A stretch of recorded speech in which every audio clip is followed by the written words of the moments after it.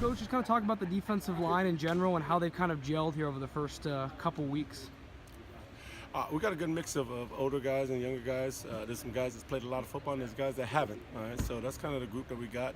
We got some different personalities, but we got some good kids that are working hard, looking to obviously improve on what they've been since they came on campus.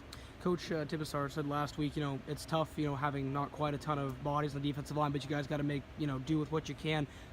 How tough is it to kind of not have as many bodies as you guys would necessarily like on that line? Well, you know what? It's always, like I said, you like to have more bodies, but that's the game of football. Right. To me, it's whatever the situation is, we got to be able to ready to play.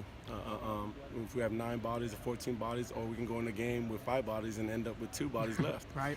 It is a situation. Guys got to own the situation, no matter what it is. It's a tough position. It's a tough man position. So, right. Regardless of what the situation is, like I said, it's not ideal. But who cares? That's what I tell those guys. Hey, who cares? Who's going to take them reps? Have with there being a couple upperclassmen and quite a few underclassmen, have Kalani and Elu stepped up in the film room and on the field, kind of as vocal leaders? Yeah, well, those guys obviously they played the most football in the group. Right. Kalani's played a lot of football here. Elu's contributed here and during his time here. So naturally, those are the guys that the guys are looking up to. I think the younger guys are looking for that. We're still continuing to work. I mean, we try to raise a group of leaders, and right. So everybody doing things right, not trying to see who does right and try to follow them. We got an expectation that Coach Smith has set upon the program, and then we just try to uphold it, and we challenge everybody to do so. What have guys like Jeremy and Isaac Garcia and even Isaac Hodgins brought to that defensive line as well, in terms of just added depth?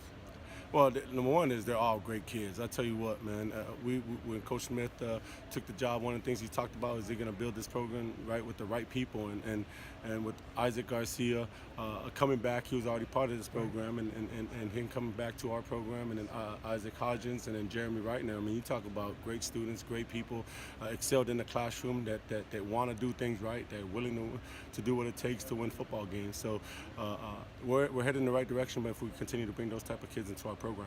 Last thing for me, Coach, how have you enjoyed Corvallis so far, and what's kind of been the transition you start to settle in here?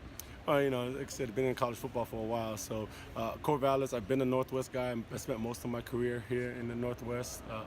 I've always enjoyed this setting. When they say it's the #1 college town in the country, I believe it, just being here. More importantly, the people that I surround myself here, the staff and the employees, all that has made it really, really enjoyable being here.